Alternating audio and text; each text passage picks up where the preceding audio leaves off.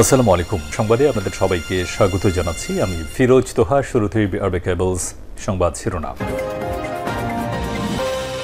বাংলাদেশের সর্বশেষ গুরুত্বপূর্ণ আপডেট সংবাদে আপনাকে স্বাগত। শুরুতেই সংবাদ শিরোনাম, পরে বিস্তারিত। শুরুতেই জানাবো, শেখ হাসিনাকে ভারত থেকে ফেরত চাইব বললেন প্রধান উপদেষ্টা।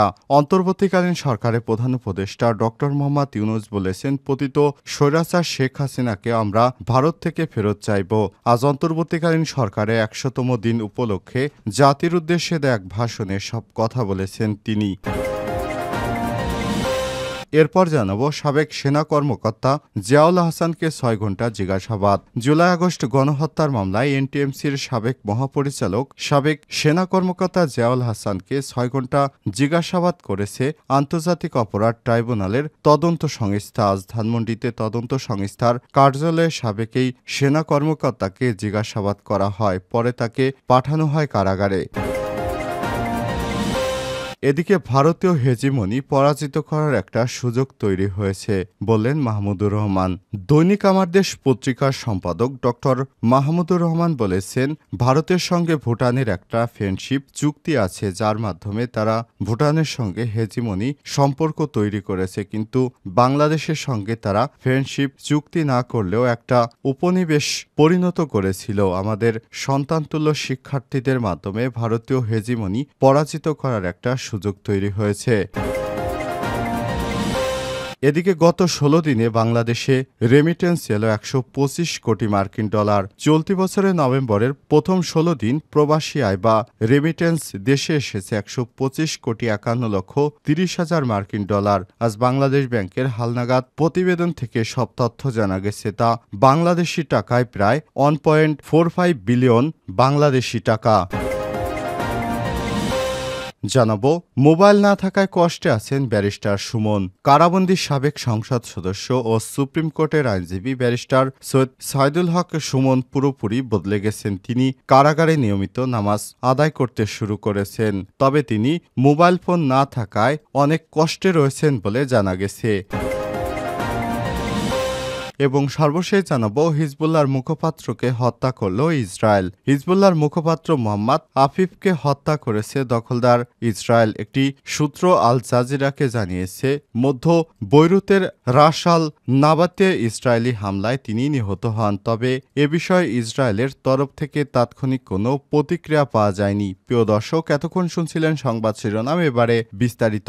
তবে তার আগে বন্ধুরা, অনুরোধ থাকবে সংবাদটিতে একটি লাইক দিন। এই চ্যানেলে আপনি নতুন হয়ে থাকলে আমাদের সংবাদটি দেখতে দেখতে চ্যানেলটি সাবস্ক্রাইব করে রাখুন। কমেন্ট করে আপনার মূল্যবান মতামত জানিয়ে দিন আপনি বিশ্বের কোন দেশ থেকে বা বাংলাদেশের কোন স্থান থেকে আমাদের সংবাদটি দেখছেন এবং শুনছেন।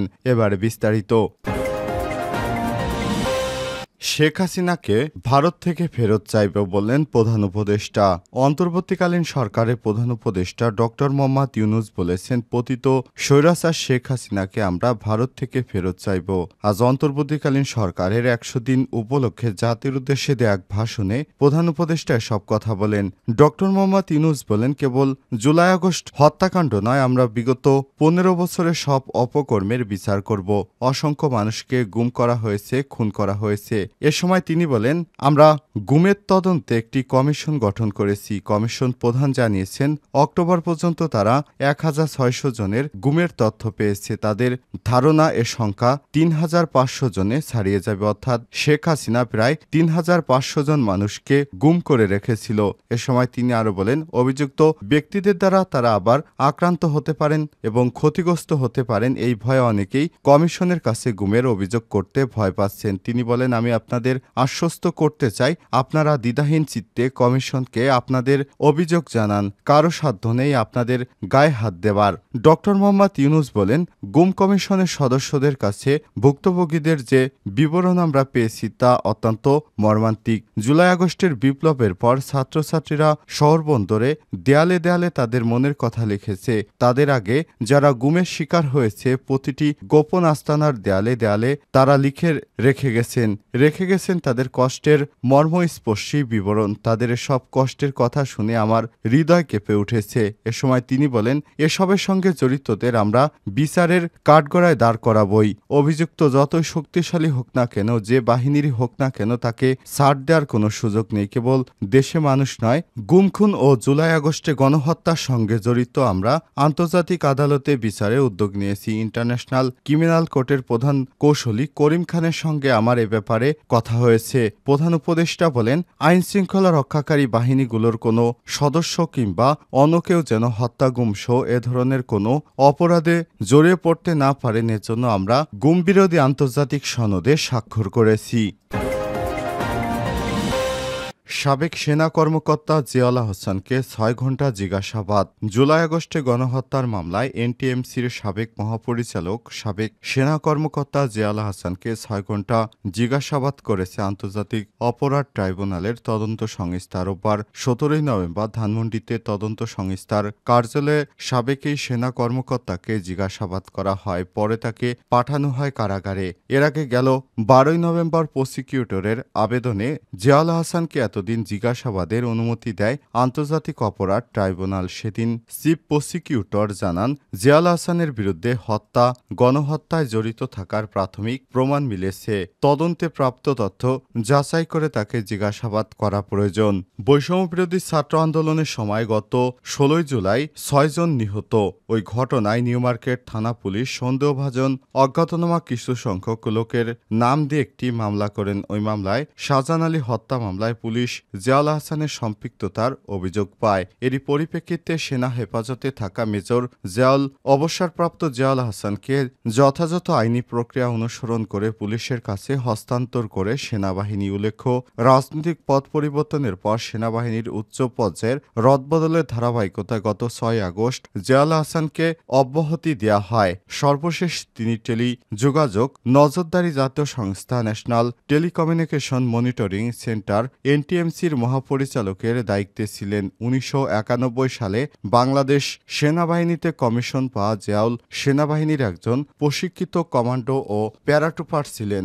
২০০৯ সালে মেজর থাকাকালে তিনি র্যাব-২ এর একজন উপ অধিনায়ক ছিলেন। ওই বছরই তিনি পদোন্নতি পেয়ে লেফটেন্যান্ট কর্নেল হন এবং র্যাব সদর দপ্তরের গোয়েন্দা শাখার পরিচালক হিসেবে দায়িত্ব পান। কর্নেল পদে পদোন্নতি পাওয়ার পর ২০১৩ সালে ডিসেম্বরে অতিরিক্ত মহাপরিচালক করে তাকে র্যাবের রেখে দেওয়া হয়। ২০১৬ সালে ব্রিগেডিয়ার জেনারেল হিসেবে পদোন্নতি দিয়ে জিয়াউল আহসানকে পাঠানো হয় জাতীয় নিরাপত্তা গোয়েন্দা সংস্থা এনএসআই এর পরিচালকের দায়িত্বে। পরের বছরই এনটিএমসির পরিচালক করা হয় জিয়াউল আহসানকে। ২০২২ সালে সংস্থাটিতে তাকে মহাপরিচালক পদ সৃষ্টির পর তাকেই সংস্থাটির নেতৃত্বে রাখা হয়েছিল। এখান থেকেই তিনি বাংলাদেশের সমস্ত গুম খুনের সঙ্গে জড়িত ছিলেন বলে জানা গেছে। ভারতীয় হেজিমনি পরাজিত করার একটা সুযোগ তৈরি হয়েছে। মাহমুদুর রহমান। দৈনিক আমার দেশ পত্রিকার সম্পাদক ডক্টর মাহমুদুর রহমান বলেছেন, ভারতের সঙ্গে ভুটানের একটা ফ্রেন্ডশিপ চুক্তি আছে, যার মাধ্যমে তারা ভুটানের সঙ্গে হেজিমানিক সম্পর্ক তৈরি করেছে। কিন্তু বাংলাদেশের সঙ্গে তারা ফ্রেন্ডশিপ চুক্তি না করলে একটা উপনিবেশন পরিণত করেছিল। আমাদের সন্তানতুল্য শিক্ষার্থীদের মাধ্যমে ভারতীয় হেজিমনি পরাজিত করার একটা সুযোগ তৈরি হয়েছে। রোববার ১৭ নভেম্বর জগন্নাথ বিশ্ববিদ্যালয় কেন্দ্রীয় অডিটোরিয়ামে জাস্টিস ফর জুলাই আয়োজিত সাবাক ও ফ্যাসিবাদ নয়া বাংলাদেশ গতিপথ শীর্ষক আলোচনা সভায় তিনি এসব কথা বলেন। তিনি বলেন, জুলাই বিপ্লবের মাধ্যমে বাঙালি মুসলমানের রেনেসার যুগের সৃষ্টি হয়েছে। রেনেসা হতে গেলে আমাদের সবকিছু পারদর্শী হতে হবে। জুলাই বিপ্লব সফল করতে হলে বাঙালি মুসলমান আইডেন্টিটিকে ধারণ করতে হবে। বাঙালি মুসলমান আলাদা কালচার ঐতিহ্য রয়েছে। তিনি বলেন, সরকারকে দ্রুত দেশকে গণতান্ত্রিক রাষ্ট্র ব্যবস্থার দিকে ফিরিয়ে নিয়ে যাবে আশা করি। দৈনিক আমার দেশ পত্রিকা নিয়ে তিনি বলেন, আমাদের লড়াই চলমান থাকবে। দৈনিক আমার দেশ বাঙালি মুসলমানদের আইডেন্টিটি তুলে ধরার একটা প্ল্যাটফর্ম হিসেবে কাজ করবে। গত ১৬ দিনে রেমিটেন্স এলো $125 কোটি। চলতি বছরের নভেম্বর মাসের প্রথম ১৬ দিনে প্রবাসী আয় বা রেমিটেন্স দেশে এসেছে $১২৫,৫১,৩০,০০০ রোববার ১৭ নভেম্বর বাংলাদেশ ব্যাংকের হালনাগাদ প্রতিবেদন থেকে সব তথ্য জানা গেছে। এতে বলা হয়েছে, নভেম্বর মাসের প্রথম ১৬ দিনে এসেছে $১২৫,৫১,৩০,০০০ রেমিটেন্স, আর অক্টোবরে এই সময় দেশে এসেছিল $১২৯,১২,০০,০০০। সেই হিসেবে চলতি মাসে কমেছে রেমিটেন্স। রাষ্ট্রায়ত্ত ব্যাংকগুলোর মাধ্যমে এসেছে $৪২,৭,০০,০০০, বিশেষায়িত ব্যাংকগুলোর মাধ্যমে এসেছে $১৪,৬০,০০০ এবং বিদেশি ব্যাংকগুলোর মাধ্যমে $৩২,২০,০০০। বাংলাদেশ ব্যাংক আরও জানিয়েছে, ১০ থেকে ১৬ নভেম্বর দেশে প্রবাসী আয় এসেছে $৬০,১,৪০,০০০। নভেম্বরের ৩ থেকে ৯ তারিখের মধ্যে দেশে রেমিটেন্স এসেছে $৬১,২৫,৮০,০০০, আর ১ থেকে ৩ নভেম্বর পর্যন্ত প্রবাসীরা দেশে পাঠিয়েছেন $৪,২৪,১০,০০০ রেমিটেন্স, যা বাংলাদেশি মুদ্রায় $1.45 বিলিয়ন।